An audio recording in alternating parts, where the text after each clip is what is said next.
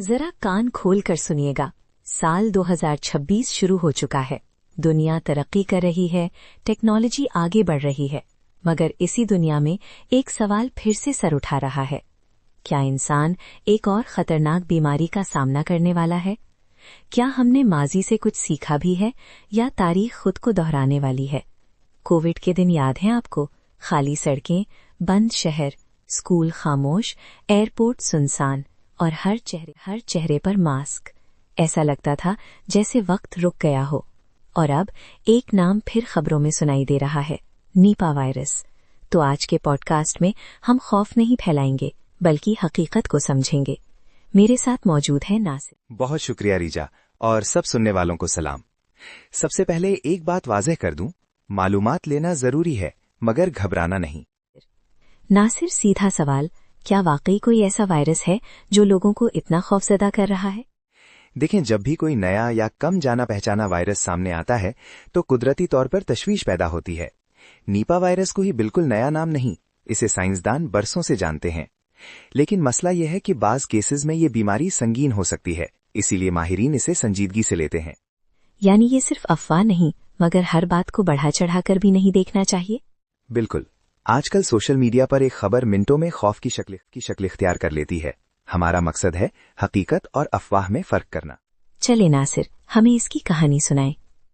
ये कहानी हमें एशिया के एक इलाके तक ले जाती है जहां 1990 की दहाई के आखिर में एक अजीब बीमारी सामने आई। पहले जानवर बीमार हुए, फिर इंसान मुतासिर होने लगे। तहकीकात हुई, लेबोरेटरीज में टेस्ट हुए और आखिरकार एक नए वायरस की शनाख्त हुई। इसी इलाके के नाम पर इसे नीपा वायरस कहा गया। और चमगादड़ों का जिक्र क्यों होता है इसके साथ? लोग तो उनका नाम सुनते ही डर जाते हैं। हालांकि हकीकत थोड़ी मुख्तलिफ है। चमगादड़ें कुदरत का अहम हिस्सा हैं। वो कीड़ों को कम करती हैं, माहौल के तवाजुन में मदद देती हैं। लेकिन कुछ मखसूस इकसाम बाज वायरसेस की कुदरती मेजबान हो सकती हैं। इसका मतलब ये नहीं कि हर चमगादड़ खतरनाक है। इन फ्यूचर आर्टिफिशियल इंटेलिजेंस आपकी जॉब तो नहीं कर सकता, बट डेफिनेटली जिसको एआई का यूज करना आता है वो आपको रिप्लेस कर सकता है। तो एआई फॉर एवरीवन, आई सीखो आसान तरीके से, and you can learn AI the easy way. तो मसला जानवर नहीं बल्कि एहतियात की कमी होती है। बिल्कुल दुरुस्त कहा। इंसान और जंगली हयात के दरमियान फासला कम हो जाए तो बीमारियों के मुंतकिल होने का खतरा बढ़ सकता है। अगर कोई मुतासिर हो जाए तो उसे कैसे पता चले? इब्तिदाई अलामात आम बीमारी जैसी हो सकती हैं, जैसे बुखार, सरदर्द, थकन। इसीलिए लोग अक्सर संजीदा नहीं लेते। लेकिन अगर तबीयत ज्यादा खराब हो तो फौरी डॉक्टर से राब्ता जरूरी है। यानी खुद तशखीस करना खतरनाक हो सकता है? जी हाँ, इंटरनेट पढ़कर इलाज करने के बजाय माहिरीन से रुजू करें।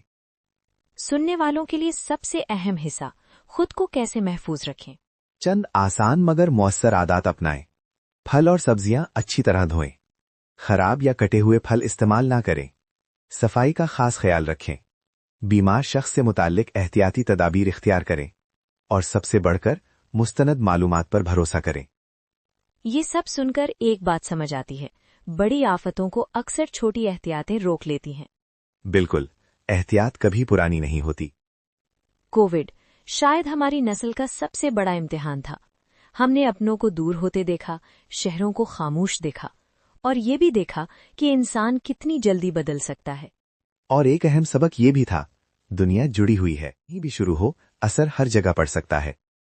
मगर क्या हम अब पहले से ज्यादा मजबूत हैं? जी हाँ, सेहत के निजाम बेहतर हुए हैं, निगरानी बढ़ गई है और तहकीक तेज हो चुकी है।